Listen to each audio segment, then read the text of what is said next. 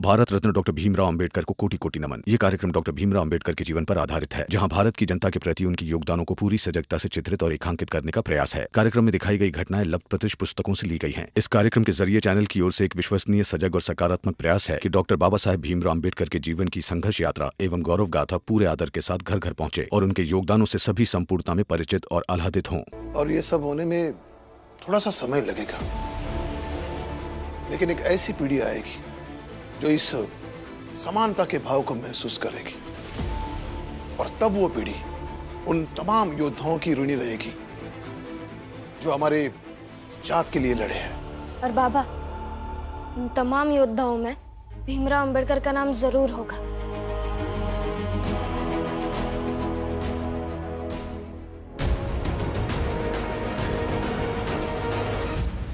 रमा, मेरा नाम होगा या नहीं होगा ये मायने नहीं रखता, लेकिन हाँ, ये मेरा लक्ष्य जरूर है कि हमारी जात के लोगों के लिए मैं अपना जीवन समर्पित करूं, ताकि भविष्य में कभी किसी ऑफिस के मैनेजर की किसी भीमराव को अपशब्द बोलने की हिम्मत नहीं होगी।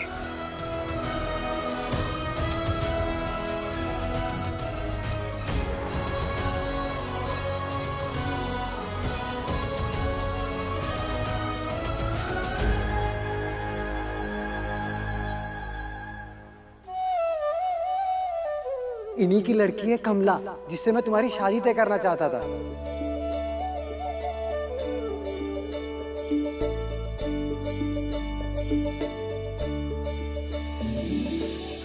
आपने शादी से इसलिए मना कर दिया ना कि आपको पढ़ना है।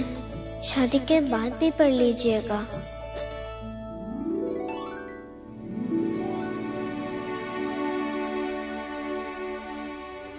क्या हुआ बेटा, तब से खोए खोए लग रहे हो?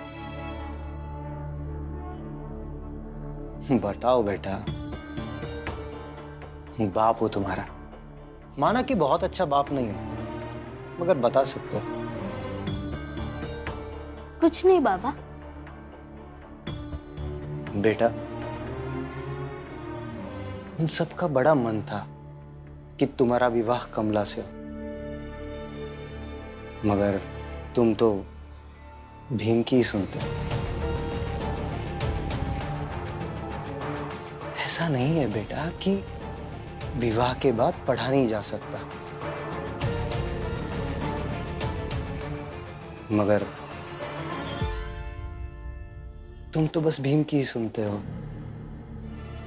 तो तुम्हें कौन समझाए? खैर, पढ़ो।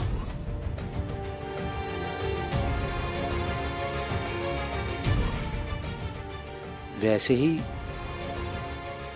कल वो लोग जा रहे हैं, और बेटा, अच्छे रिश्ते बार बार नहीं आते, मगर भीम सुनेगा नहीं और तुम समझोगे नहीं।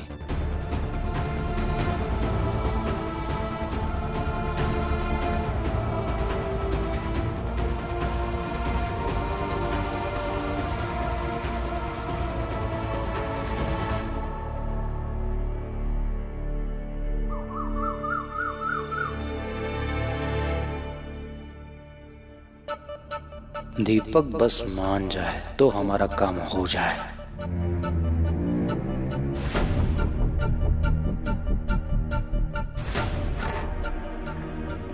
दीपक सुन, अपनी आई को ये मत बताना कि मैं कमला के माँ बाप से आखिरी बार मिलने जा रहा हूँ, क्योंकि वो यहाँ से जा रहे हैं।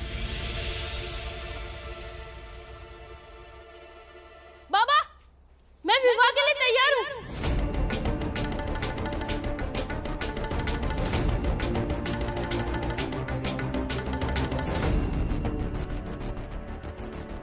क्या? हाँ बाबा, मैं विवाह करने के लिए तैयार हूँ।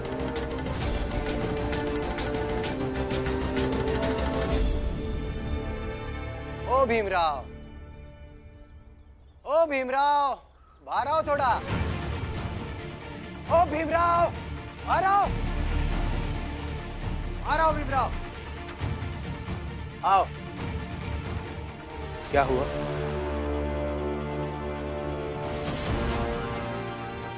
अरे दीपक, बताओ अपने भीम भाव को जो मुझे बता रहे थे। अरे सोच कह रहे हो, बताओ। हाँ बोलो, क्या बोलना चाहते हो?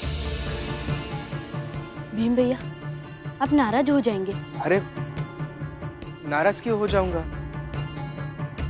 बोलो बोलो, क्या कहना चाहते हो? अरे बोलो, अब तो तुम्हारे भीम भाव ने ही बोल दिया ना, तो बोलो। अरे यही कहता है ना कि चाहे कोई कितना भी नाराज हो जाए, बोलना और अपनी बात रखना बंद नहीं करना चाहिए, नहीं तो ये अपनी बात कहीं रख ही नहीं पाता।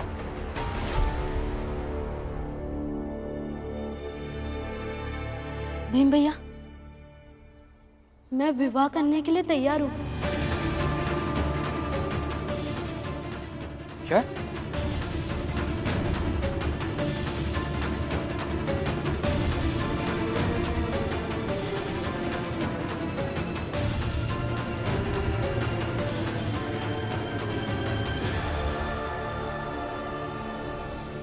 ऐसे अचानक? अभी तो तुमने मना किया था विवाह के लिए। सब कुछ जानते हो, समझते हो तुम, फिर भी ये सब? अरे सब सोच समझ के ही निर्णय लिया है। अभी तुम समझाओ मत। दीपक तुम जाओ। रुको दीपक, देखो ऐसे भाग जाने से काम नहीं होगा। तुम अच्छे से जानते हो कि इस उम्र में तुम गृहस्थी का भार नहीं उठा सकते हो, फिर भी ये सब क्यों कह रहे हो तुम? लेकिन भीम भैया, आपने भी तो इसी उम्र में उठाया था ना गृहस्थ जीवन का भार।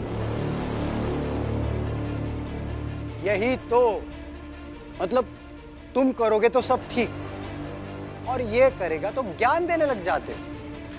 और भीमराव ऐसे ही होता है, घर परिवार वाले मिलकर ही नई गृहस्थी को बसाते हैं। सही कह रहे हैं आप, परिवार वाले मिलकर गृहस्थी का भार उठा लेते हैं, लेकिन उसमें कुछ मुश्किलें भी आती हैं। बाद में पता चलता है कि ऐसा नहीं होना चाहिए था, इसलिए पहले से मैं इसे सावधान कर रहा हूँ। मगर अंत में सब ठीक ही रहा ना। जो चाहते वो कर रहे हो, ब्याह भी किया है, पढ़ाई भी कर रहे हो, तो दीपक का भी चल जाएगा। बच्चे पर ज्यादा दबाव मत डालो। जब उसने फैसला लिया था कि वो शादी नहीं करेगा, तो हमने उसका फैसला माना था। अब वो शादी करने के लिए मान गया है, तो तुम भी मान जाओ। दीपक जाओ तुम। दीपक सुनो मेरी बात, ऐसे फैसले लेना गलत है, क्योंकि तुम अभी तक। क्योंकि तुम चुप रहो और मुझे बोलने दो। सुनो, सब लोग सुनो, मेरे बेटे ने विवाह के लिए हाँ कर दिया है और उसका विवाह होगा।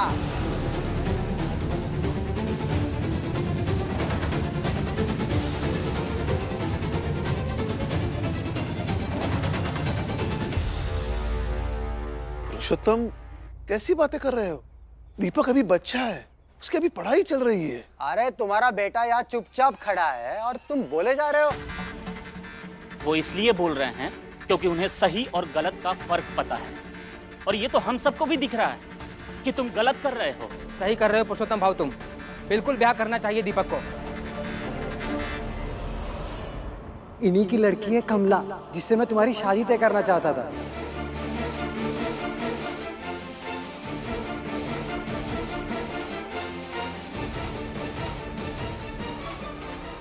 मैं विवाह करूंगा, मुझे वो पसंद है। मजा आ गया, बहुत दिनों से इस चाल में किसी का ब्याह नहीं हुआ, अब तो ब्याह होगा। हाँ, और हम सब तैयारी करेंगे। पुरुषोत्तम, बारात कब निकालोगे? काल की परसों? अरे वो बता देंगे सब। अरे चाहे जब निकले, हम तो कपड़े वपड़े का अच्छे से इंतजाम कर लेते हैं। क्यों? देखिए, आप सब अपनी खुशी के लिए दीपक के भविष्य को बर्बाद मत कीजिए।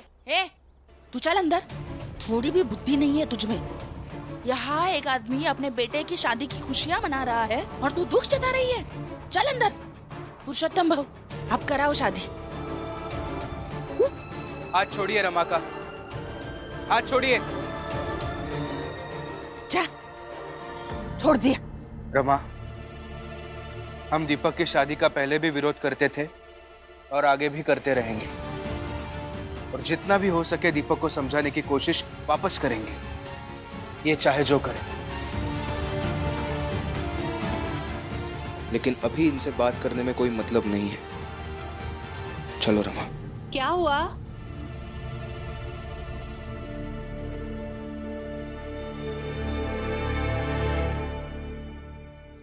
क्या बात है भीम? दीपक शादी करने के लिए तैयार हो गया है। क्या? हाँ, अगर आप हो सके तो एक बार समझाइए उसे। हमसे बिना बात किए ऊपर चला गया है। शोभा, चलो अंदर, दीपक के विवाह के बारे में बात करते हैं।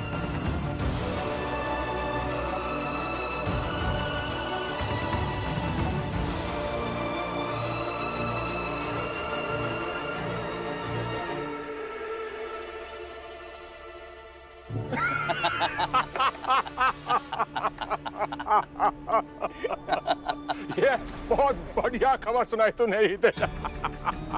एक बार फिर से बोल जरा। वही मालिक कि भीमराव का सबसे प्रिय शिष्य दीपक भीमराव के विरुद्ध जाकर विवाह कर रहा है। कमाल की खबर। ये ले। बहुत दीपक दीपक कर रहा था ना वो भीमराव, सबके दिल में ज्ञान का दीपक जलाने चला था, और अब देखो। बाबा, वो कहावत है ना, दिया तले अंधेरा। खुद के चाल के दीपक को संभाल नहीं पाया, उसने उसके ज्ञान का दीपक बुझा दिया। सही। अब आएगा मजा जब उस भीमराव का घमंड टूटेगा। जब आदमी जो चाहता है वो होता रहता है तो उसका घमंड 7वें आसमान पर चला जाता है। अब जब वो दीपक उस भीमराव के चाहत के विरुद्ध ब्याह करेगा, तब उस भीमराव को उसकी असली औकात समझ में आएगी। मालिक, चाल चलिए ना, वहां जाकर भीमराव की लाचारी और बेबसी को देखकर और मजा आएगा। हा? जरूर। जरूर जरूर चलेंगे, उस दीपक के विवाह में चलेंगे। हाँ, देख नहीं पा रहा हूं लेकिन सुनाई तो अच्छे से दे रहा है ना। तो उस भीम के हारने की बातें सुन सुनकर मुझे और हम सबको इतना मजा आएगा ना। बाबा, कल हम वहां पर चलेंगे और खूब मजे करेंगे। हाँ बेटा, जरूर चलेंगे। ए भाई, अरे ऐसे क्या देख रहा है? कोई नौटंकी चल रही है यहाँ पे? चलो आगे बढ़ो। आगे तो जरूर बढ़ेंगे मेघनाथ जी, पर एक बात बोलकर। आपके एक बेटे को तो दिखाई नहीं देता और दूसरा बेटा जेल में है, फिर भी आप हैं कि वहां भीम की मर्जी के खिलाफ अगर कुछ हो रहा है तो आप यहां पर बड़ा ही खुश हो रहे। इतना ही नहीं, आप उसे भीम की हार मानकर यहां हंस भी रहे। माफ कीजिएगा मेघनाथ जी, पर बड़ी अजीब सी बुद्धि के मालिक हैं आप।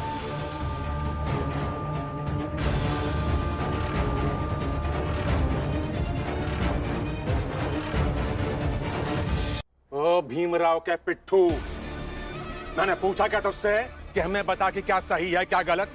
इससे पहले कि मेरा दिमाग खराब हो, निकल चला।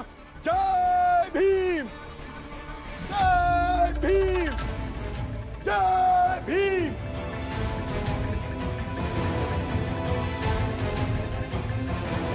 दीपक, अचानक से तुम ऐसे कैसे हो गए? कहां से ये विवाह का भूत तुम्हारे सर पर सवार हो गया? अरे, आप ही तो मुझसे कहती थी कि मेरा विवाह सुंदर और समझदार लड़की से होगा। कमला सुंदर भी है और समझदार भी है, और उसने मुझसे ये भी कहा कि वो मुझे विवाह के बाद भी पढ़ने से नहीं रोकेगी। चाहे कोई कुछ भी कहे, मगर सच ये है कि विवाह के बाद कर्तव्य बदल जाते हैं, और उस कर्तव्य के निर्वहन के साथ तुम पढ़ाई लिखाई नहीं कर सकते। भीम भैया कर सकते हैं तो मैं क्यों नहीं? दीपक, समझो और जाओ पूछो अपने भीम भैया से, वो तुम्हें समझाएंगे कि उससे क्या दिक्कत होगी। लेकिन तुमने तो भीम से एक बार भी बात नहीं की। तो दरवाजा खोलो, नहीं तो मैं दरवाजा तोड़ दूंगा। दीपक, समझो। क्या समझो आई? हर आई बाबा अपने बच्चे का विवाह कराना चाहते हैं। आप मेरा विवाह क्यों नहीं कराना चाहती? और बाबा जो मेरे लिए कर रहे हैं वो मुझे अच्छा लग रहा है, और ऐसा लग रहा है कि आपसे ज्यादा बाबा मेरी परवाह करते हैं। दहेज का आधा पैसा ले चुका है, ये ब्याह जल्दी करना होगा। निपटा दूंगा। निपटा, जल्दी निपटा, समझा? नहीं तो जितना पैसा लिया है ना, सूद समेत देने पड़ेंगे। तुम जानना चाहते हो ना कि तुम्हारे बाबा तुम्हारा विवाह क्यों करवाना चाह रहे हैं? तो बताती हूँ। हाँ बताओ आई। तुम्हारे बाबा तुम्हारा विवाह इसलिए कराना चाहते हैं क्योंकि वो उस लड़की के बाप से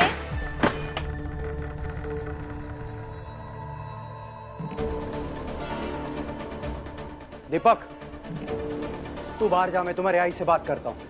जा बाहर। सुनो,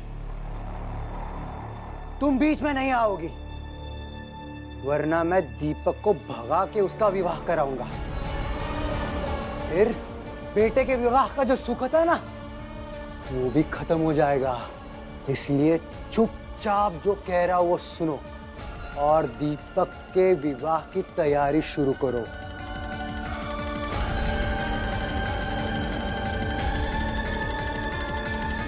मुझे नहीं लगता है कि भीम, रमा या हम में से किसी को भी दीपक के शादी के विषय में कुछ भी बोलना चाहिए। जितना बोलना था हम लोग ने बोल लिया, और भीम ने भी जितना समझाना था समझा लिया। अब जिसका जो मन है वो करे। नहीं, मुझे ऐसा लगता है कि हमें फिर एक बार दीपक से बात करनी चाहिए। अरे कितनी बार बात करोगे भीम? अभी बाहर बात की ना। भीम, अगर तुम कुछ भी बोलोगे ना तो इस साल में ऐसे कई लोग हैं जो भाषण देना शुरू कर देंगे। लेकिन भैया, उनके भाषण के डर से हम दीपक की जिंदगी बर्बाद तो नहीं कर सकता है ना। लेकिन दीपक खुद भी तो नहीं चाहता है कि आप उसे समझाएं, तो फिर क्या फायदा? अरे लेकिन दीपक ही क्यों, दुनिया में ऐसे बहुत से लोग हैं जो नहीं चाहते कि उन्हें समझाया जाए। तो क्या भीमभाव समझाना बंद कर दे? और अगर समझाना बंद कर देंगे तो फिर किस बात का भीमराव अंबेडकर? दीदी सही कह रही है। हाँ, बोली बीच में। वही सोच रही थी मैं, भीम और रमा दूसरे के जिंदगी में दखल दिए बिना रह कैसे सकते? समझाएंगे तो जरूर।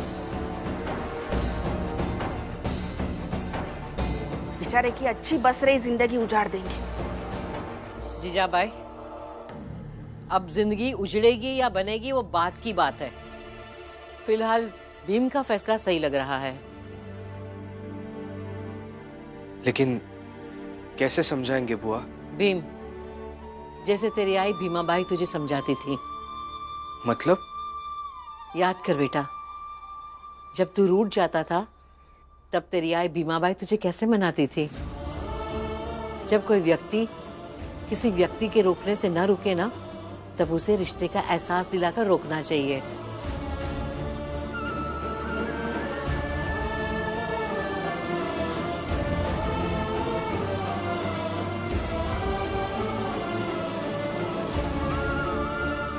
ठीक है बुआ, मैं कोशिश करूंगा।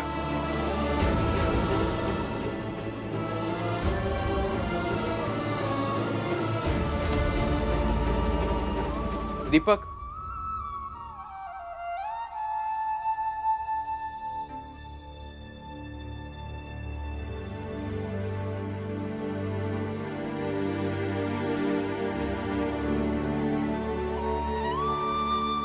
एक बात बता, क्या तुम मुझसे प्यार करते हो दीपक? हाँ करता हूँ भीम भैया। क्यों? ए भीमराव, कोई जरूरत नहीं है दीपक से बात करने की। ऐसा है बाबा, भीम भैया बात कर सकते हैं, हमेशा कर सकते हैं, और आप इन्हें करने दीजिए। अब मुझे बताओ, तुम्हें विश्वास है मुझ पर? खुद से ज्यादा भीम भैया। फिर मेरे एक सवाल का सच सच जवाब दो। क्यों तुम पहले इस विवाह का विरोध करते थे और क्यों आज इस विवाह के लिए तैयार हो गए हो? क्या बार बार वही सवाल पूछते रहते हो? बात करने दीजिए इन दोनों को, नहीं तो मुझसे बुरा कोई नहीं होगा। बताओ दीपक। आप पूछ रहे हो भीम भैया, तो सच सच बताऊंगा। मैं उस लड़की से मिला। इन्हीं की लड़की है कमला, जिससे मैं तुम्हारी शादी तय करना चाहता था। आपने शादी से इसलिए मना कर दिया ना कि आपको पढ़ना है। शादी के बाद भी पढ़ लीजिएगा।